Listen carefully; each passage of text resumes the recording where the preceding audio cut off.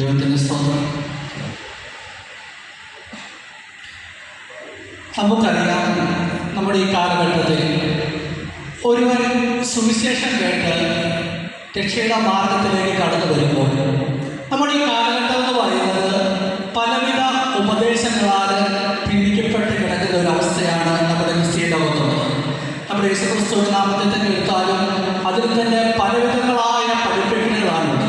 അപ്പോൾ പുതിയൊരാൾ സുവിശേഷം കേട്ട് രക്ഷയുടെ മാർഗത്തിലേക്ക് കടന്നു വരുമ്പോൾ അയാൾക്ക് ഒരു കൺഫ്യൂഷൻ, ഒരു സംശയം ഉണ്ടാകുവാനായിട്ടിടയിൽ ഇതിൽ ഏതാണ് സെലക്ട് ചെയ്യേണ്ടത്, ഏത് രീതിയിലാണ് പോകേണ്ടത്, ഏത് ഉപദേശമാണ് തിരഞ്ഞെടുക്കേണ്ടത്, അങ്ങനെ ഒരു സംശയത്തിൻ്റെ നിഴലിലായിരിക്കും അയാൾ ആയിരിക്കുന്നത്. നമുക്ക് തന്നെ ഒന്ന് ചിന്തിച്ച് നോക്കാവുന്നതാണ്. നമ്മളായാലും ആ അവസ്ഥയിൽ ആകെ ഒരു കൺഫ്യൂഷനായി നിൽക്കുന്ന ഒരു അവസ്ഥയുണ്ടാകും. പക്ഷേ ദൈവവചനം ദൈവവചനം എന്താണ് പ്രസ്താവിക്കുന്നത്? യേശുക്രിസ്തുവിന്റെ നാമത്തിലുള്ള ഉപദേശത്തിൽ വിശ്വസിച്ച് അത് കൈക്കൊണ്ട് ജീവിക്കുന്ന ഒരാൾക്ക് മാത്രമേ അവസാനമുള്ള ശിക്ഷാവിധിയിൽ രക്ഷ നേടുവാനും സ്വർഗത്തിൽ കർത്താവിനോടുകൂടി ഇരിക്കുവാനും കഴിയുകയുള്ളൂ. ആ സുവിശേഷം, ആ ഒരു രക്ഷ പ്രവൃത്തിയിലേക്ക്, ആ രക്ഷകരമായ അവസ്ഥയിലേക്ക് എത്തിച്ചേരുവാൻ കഴിയണമെങ്കിൽ യഥാർത്ഥമായ ഒരു ഉപദേശത്തിലേക്ക് അവർ എത്തിച്ചേരാൻ കഴിയും. പക്ഷെ പലർക്കും അധികം സാധിക്കുകയില്ല. കാരണം എന്താണ്? മിക്കവാറും എല്ലാവരും ഒന്നുകിൽ വചനം വിവേചിച്ചോ അല്ലെങ്കിൽ അവർ സ്വന്തമായി തിരഞ്ഞെടുത്തോ എന്ന രീതിയിലായിരിക്കും ആ ഒരു രക്ഷാകര അവസ്ഥയിലേക്ക് എത്തുന്നത്. നമ്മളിൽ പലരും എടുത്താൽ തന്നെ നമുക്ക് ഈ ഭാഗ്യകരമായ അവസ്ഥ എന്തുകൊണ്ടാണ് എത്തിയത്? നമ്മളുടെ കർത്താവിൻ ദാസന്മാർ കറക്റ്റായിട്ട് നമുക്ക് ആ സുവിശേഷം പറഞ്ഞു തരാനിടയായി. പക്ഷേ പലരും നമ്മുടെ ഈ ലോകത്തിലുള്ള പല സുവിശേഷങ്ങളെ എടുത്തു നോക്കിയാൽ പലർക്കും യഥാർത്ഥമായിട്ടൊരു സുവിശേഷത്തിലേക്ക് എത്താൻ സാധിച്ചിട്ടില്ല. കാരണം അവർ വിവേചിച്ചതിലൊന്നും തെറ്റുപറ്റി, അല്ലെങ്കിൽ അവർക്ക് കറക്റ്റായിട്ട് ഒരാളെ ഉപദേശിച്ചു കൊടുത്തില്ല. ഇപ്പോൾ ഞങ്ങളിവിടെ അവതരിപ്പിക്കാൻ പോകുന്നത് അതുപോലെ ഒരു സംശയാലുമായിട്ടുള്ള ഒരു വ്യക്തിയെ പറ്റിയാണ്. അയാൾ ഇവിടെ കടന്നു വന്നിരിക്കുന്നത് ഈ ഇടയിൽ സുവിശേഷം കേട്ട ഒരു വ്യക്തിയാണ്. സുവിശേഷത്തിൽ രക്ഷിക്കപ്പെട്ടു, കർത്താവ് യേശുക്രിസ്തുവിനെ രക്ഷിതാവായിട്ട് അംഗീകരിച്ചിരിക്കുന്ന വ്യക്തിയാണ്. പക്ഷെ മുമ്പിലോട്ട് എങ്ങനെ പോകണമെന്ന് അറിയാത്തൊരു വ്യക്തി. അപ്പം നമ്മൾ ചിന്തിച്ചു നോക്കും, അങ്ങനെയുള്ള വ്യക്തിയുടെ മുന്നിലേക്ക് നമ്മുടെ ആദിമഭക്തരായ ദേവദാസന്മാർ, അതായത് പൗലോസ്, പത്രോസ് തുടങ്ങിയ ആദിമഭക്തരായ ദേവദാസന്മാർ കടന്നു വരികയാണെങ്കിൽ എന്തൊരു മനോഹരമായി. അത് വേറൊരു കൺഫ്യൂഷൻ്റെ ആവശ്യമാവില്ല. അവർക്ക് അയാൾക്ക് അവരോട് നേരിട്ട് ചോദ്യങ്ങൾ ചോദിച്ച് മനസ്സിലാക്കാനായിട്ട് കഴിയും. അപ്പോൾ ഇവിടെ നിങ്ങൾ കാണുവാൻ പോകുന്നത് ഒരു സംശയാലുവായിട്ടൊരു വ്യക്തിയാണ്. ആ വ്യക്തി ഇങ്ങനെ സംശയാലുവായിട്ട് നിൽക്കുമ്പോൾ ആ വ്യക്തിയുടെ അടുക്കലേക്ക് ആദിമഭക്തരായ ആ ദേവദാസ പൗലോസ്, പത്രോസ് തുടങ്ങി ഓരോരുത്തരായി കണ്ടുവരുന്നതായിട്ട് കാണുവാൻ കഴിയും. അവരോടൊക്കെ ആ സംശയാലുവായിട്ടുള്ള വ്യക്തി സംസാരിക്കുകയും അദ്ദേഹത്തിൻ്റെ സംശയങ്ങളിൽ ഒരു പൂർത്തീകരണം വരുന്നതായിട്ട് കാണും. അപ്പോൾ നിങ്ങൾ ഇവിടെ ഓരോരുത്തരായിട്ട് കടന്നു വരുമ്പോൾ നിങ്ങൾ പ്രത്യേകം ശ്രദ്ധിക്കേണ്ടത് അവരുടെ വാക്കുകളിൽ മാത്രം ശ്രദ്ധിക്കുക. വേഷവിധാനങ്ങളിൽ ശ്രദ്ധിക്കരുത്. വാക്കുകളിൽ നിങ്ങൾക്ക് മനസ്സിലാകും അവർ പത്രോസാണോ പൗലോസാണോ ഓരോരുത്തരായിട്ട് നിങ്ങൾക്ക് മനസ്സിലാക്കാൻ സാധിക്കും.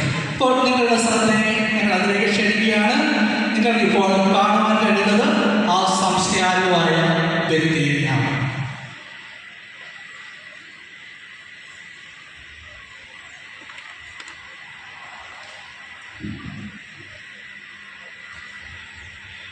ഞാൻ സുവിശേഷം കേട്ട് രക്ഷയിലേക്ക് വന്നൊരു വിശ്വാസിയാണ്. എന്നാൽ ഏത് നാമം സ്വീകരിച്ചാണ് ജലത്തിൽ സാക്ഷിക്കേണ്ടതെന്ന് എനിക്കൊരു നിശ്ചയം ലഭിച്ചിട്ടില്ല. എൻ്റെ ഈ സംശയം അകറ്റുവാൻ യേശുവിൻ്റെ കൽപ്പന നിവർത്തിവെച്ച യേശുവിൻ്റെ അപ്പോസ്തലന്മാരോടും ശിഷ്യന്മാരോടും ചോദിച്ചറിയുവാൻ ഞാൻ ആഗ്രഹിക്കുന്നു. യേശുവിൻ്റെ ശിഷ്യനായ അപ്പോസ്തലനായ പത്രോസിനെ അന്വേഷിക്കുവാൻ ഞാൻ ആദ്യമായി ആഗ്രഹിക്കുന്നു. ഈ കൂട്ടത്തിൽ അപ്പോസ്തലനായ പത്രോസ് ഉണ്ടോ? പത്രോസ്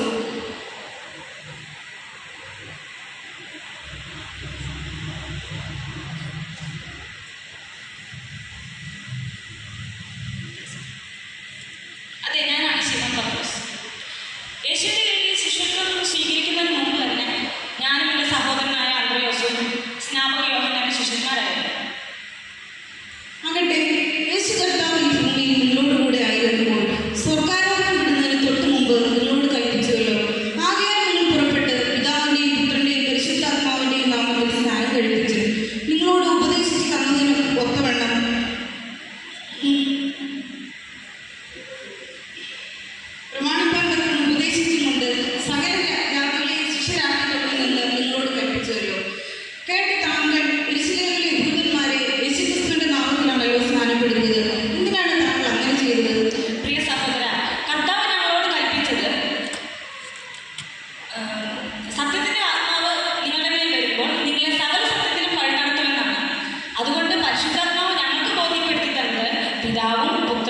പരിശുദ്ധാത്മാവും എന്നുള്ളത് 3 സ്ഥാനനാമങ്ങളാണ്. യേശുക്രിസ്തുവിലാണ് ദൈവത്തിന്റെ സർവ്വസമ്പൂർണ്ണതയും ദേഹരൂപമായി വസിക്കുന്നത്. അതുകൊണ്ട് പിതാവിന്റെയും പുത്രന്റെയും പരിശുദ്ധാത്മാവിന്റെയും നാമം എന്നുള്ളത് യേശു എന്ന നാമമാണ്. നിങ്ങളാണ് ആദ്യമായി യേശുക്രിസ്തുവിന്റെ നാമത്തിൽ യഹൂദന്മാരെ സ്നാനപ്പെടുത്തിയത്? അതെ, ഞാനാണ് ആദ്യമായി യെരൂശലേമിൽ യേശുക്രിസ്തുവിന്റെ നാമത്തിൽ സ്നാനം കഴിപ്പിച്ചത്. കാരണം കർത്താവ് ഞങ്ങളോട് കൽപ്പിച്ചത് ഈ യേശുക്രിസ്തു എന്ന ഏക സത്യം യെരൂശലേമിൽ തുടങ്ങി സകല ജാതികളോടും അറിയിക്കുകയാണ്. നിങ്ങൾ യഹൂദന്മാരെ അല്ലാതെ മറ്റാരെയും ഈ നാമത്തിൽ സ്നാനപ്പെടുത്തിയിട്ടുണ്ടോ? ഉണ്ടല്ലോ, ഇറ്റാലിയ പട്ടാളത്തിലെ നമ്മുടെ ശതാധിപനായ കൊർന്നേലിയോസിനെയും കുടുംബത്തെയും സ്നാനം കഴിപ്പിക്കുവാൻ കൽപ്പിച്ചത് യേശുക്രിസ്തുവിന്റെ നാമത്തിലായിരുന്നു.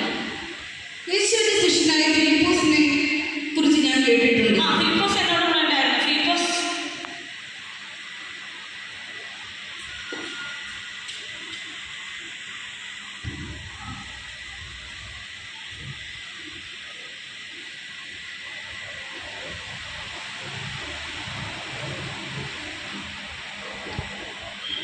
നിങ്ങളാണോ യേശുവിന്റെ ശിഷ്യനായ ഫിലിപ്പോസ്? അതെ, ഞാനാണ്.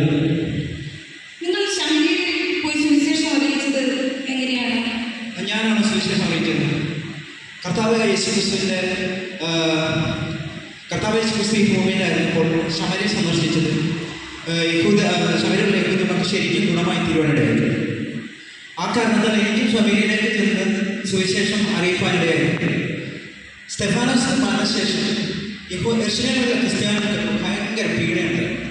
ആ കാരണത്തിൽ അവിടേക്ക് ചെന്ന് യേശുക്രിസ്തു നാമത്തെ പറ്റി ശമര്യയിലെ ഞങ്ങൾ സുവിശേഷം അറിയിക്കാനും പല അത്ഭുത പ്രവർത്തനം ചെയ്യുവാനും പലരെയും സൗഖ്യപ്പെടുത്തുവാനും എനിക്ക് ഉണ്ടായിരുന്നു. പ്രിയ സഹോദരൻ ഫിലിപ്പോസേ, നിങ്ങൾ ആരെങ്കിലും യേശുക്രിസ്തുവിന്റെ നാമത്തിൽ സ്നാനം കഴിപ്പിച്ചിട്ടുണ്ടോ? പറഞ്ഞിട്ടുണ്ടല്ലോ, ദൈവരാജ്യത്തെ യേശുക്രിസ്തുവിനെ കുറിച്ച് ശമര്യയിലെ ജനങ്ങളുടെ സുവിശേഷം യേശുക്രിസ്തുവിന്റെ നാമത്തിൽ വിശ്വസിച്ച് സ്നാനം കിട്ടും. അതിനുശേഷമായിട്ട് പത്രോസ് യോഹന്നാൻ അവിടേക്ക് വരികയും അവർക്ക് പരിശുദ്ധാത്മാവിന് വേണ്ടി പ്രാർത്ഥിക്കുകയും ചെയ്തു. അങ്ങനെ ശമര്യയിലെ ജനങ്ങൾ വിശ്വസിച്ച് സ്നാനമേറ്റ് സുവിശേഷം അറിയാനില്ല. മാത്രമല്ല എത്യോപ്യ രാജ്യം ഷാങ്ങിനെയും എനിക്ക് യേശുക്രിസ്തുവിന്റെ നാമത്തിൽ സ്നാനപ്പെടുത്തുവാൻ ഇടയായി. ഗമാലിയേലിന്റെ കാലഘട്ടത്തിൽ നിന്ന് ന്യായപ്രമാണം മുഴുവനും പഠിച്ച ജാതികളുടെ അപ്പോസ്തലനായ പൗലോസിനെ കുറിച്ച് ഞാൻ കേട്ടിട്ടുണ്ട്.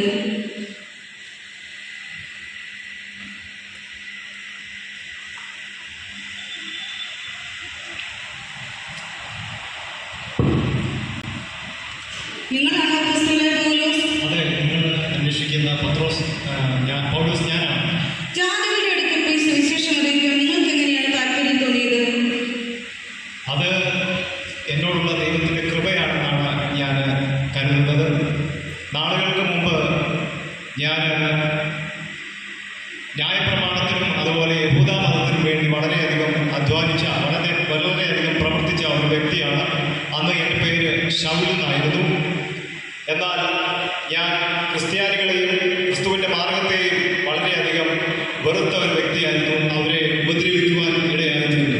എന്നാൽ എൻ്റെ ഈ പ്രവൃത്തി എൻ്റെ അറിവില്ലായ്മ നിമിത്തമാണ് എന്ന് ദൈവം അറിഞ്ഞിരിക്കാൻ എന്നോട് ക്ഷമിക്കുകയും ദൈവത്തിൻ്റെ ഇടപെടൽ എനിക്കുണ്ടായതനുസരിച്ച് ഞാൻ ഈ സത്യം എൻ്റെ സഹോദരങ്ങളായ യഹൂദന്മാരുടെ ഇടയിലേക്ക് പ്രസംഗിക്കുവാൻ ചെന്നു. എന്നാൽ അവരെന്നെ കൈക്കൊണ്ടില്ല.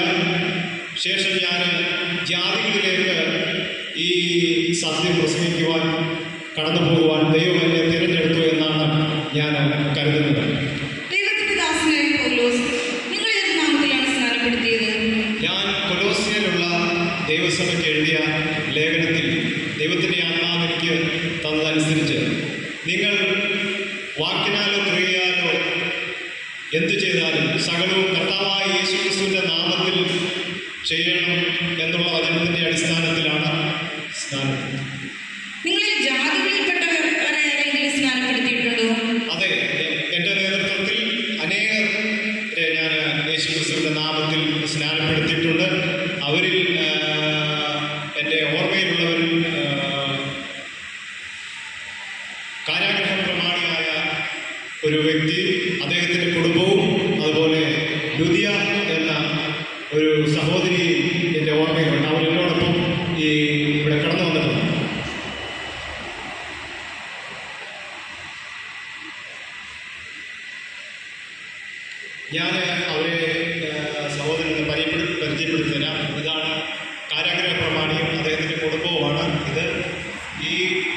സഹോദരിയാണ് ഞാൻ പറഞ്ഞ ലുദിയ എന്ന സഹോദരി. അവരോട് സംശയങ്ങൾ ചോദിച്ചാൽ അവരുടെ അനുഭവം പറഞ്ഞു തരുന്നതായിരിക്കും.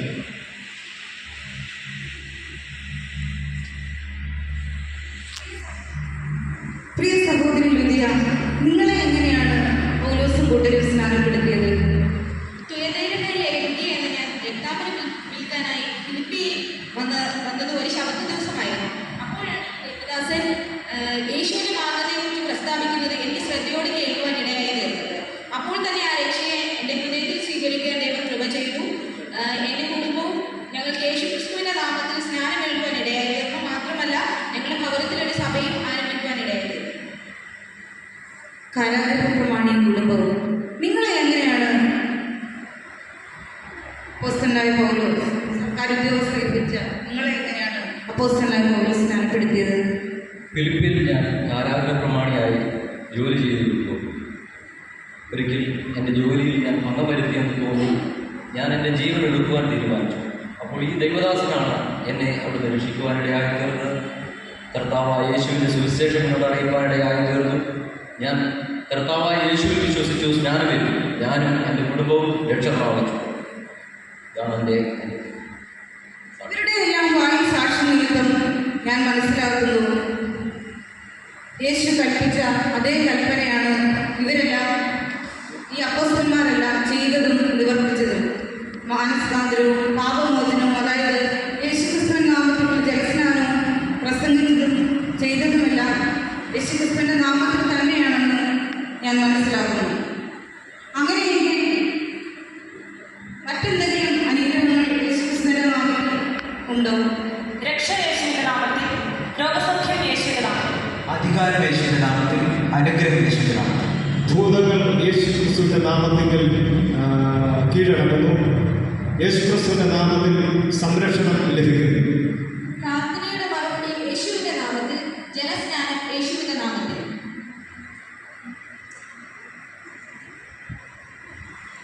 പരിശുദ്ധാത്മാഭിഷേകം ലഭിക്കുന്നത് യേശുവിന്റെ നാമത്തിൽ. യേശുവിൻ്റെ നാമത്തിൽ അനുഗ്രഹങ്ങൾ മാത്രമല്ല, യേശുക്രിസ്തുവിൻ്റെ നാമനിമിത്തം ഈ ലോകത്തിൽ ഉപദ്രവം ഏൽക്കേണ്ടി വരും. പ്രിയരെ, നമ്മൾ കണ്ടുവല്ലോ ഒരു സംശയാലുവായ ഒരു യുവാവ്, ഒരു സഹോദരന് എങ്ങനെയാണ് നമ്മുടെ അപ്പോസ്തലന്മാരും അന്നത്തെ ആദിമഭക്തരും എപ്രകാരം അദ്ദേഹത്തിൻ്റെ മാനസികാവസ്ഥയെ ഒരു ചേഞ്ച് ഉണ്ടാക്കുവാൻ കഴിയുന്നത്. അതിനുശേഷം ആ സഹോദരൻ ദൈവവചനത്തിലൂടെ കടന്നു പോകാനായിട്ടിടയായി. അപ്പോസ്തലന്മാരുടെ ഓരോ ലേഖനങ്ങളും വായിക്കുവാനായിട്ടിടയായി. എബ്രായർക്ക് ലേഖനം 2-ാം അധ്യായം 3-4 വാക്യത്തിൽ ഇപ്രകാരം അദ്ദേഹം വായിച്ചു: കർത്താവ് താൻ പറഞ്ഞു തുടങ്ങിയതും ദൈവം അടയാളങ്ങളാലും അത്ഭുതങ്ങളാലും വിവിധ വീര്യപ്രവർത്തികളാലും തന്റെ ഇഷ്ടപ്രകാരം പരിശുദ്ധാത്മാവിനെ നൽകിക്കൊണ്ട് സാക്ഷിക്കുന്നതും കേട്ടവർ നമുക്ക് ഉറപ്പിച്ചു തന്നതുമായ ഇത്ര വലിയ രക്ഷയിൽ നാം ഗണ്യമാക്കാതെ പോയാൽ എങ്ങനെ തെറ്റിയിടും?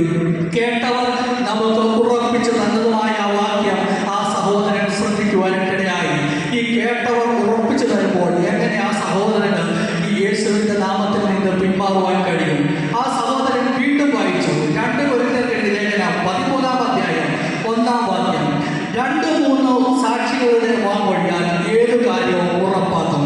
അതോടുകൂടി ഈ സഹോദരൻ മനസ്സിലായി, യേശുക്രിസ്തുവിന്റെ നാമത്തിലുള്ള രക്ഷയാണ് സർവ്വരക്ഷയെന്നും ആ രക്ഷയിലൂടെ മാത്രമേ ഉള്ളൂ കർത്താവിന്റെ രാജ്യത്ത് എത്തിച്ചേരുവാൻ കഴിയുന്ന സത്യം ആ സഹോദരൻ മനസ്സിലാക്കുവാനിടയായി.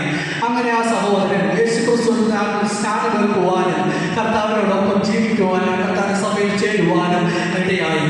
അതുകൊണ്ട് പ്രിയ ദൈവമക്കളെ, അതുകൊണ്ട് പ്രിയരെ, ഞങ്ങൾ പറയാൻ ആഗ്രഹിക്കുന്നത് ഈ കാലഘട്ടത്തിലും ഇതുപോലുള്ള സംശയാലുക്കളായ ആളുകൾ നമ്മുടെ ഇടയിലുണ്ട്.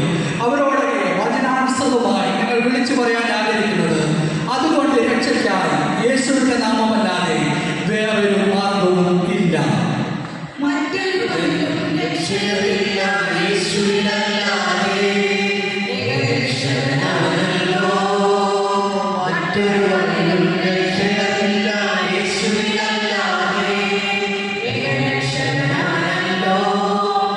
യേശുവിലുള്ളൊരു വിശ്വാസത്താൽ രക്ഷ വരിച്ചിടാം, നിത്യരക്ഷ വരിച്ചിടാം. യേശുവിലുള്ളൊരു വിശ്വാസത്താൽ രക്ഷ വരിച്ചിടാം, നിത്യരക്ഷ വരിച്ചിടാം.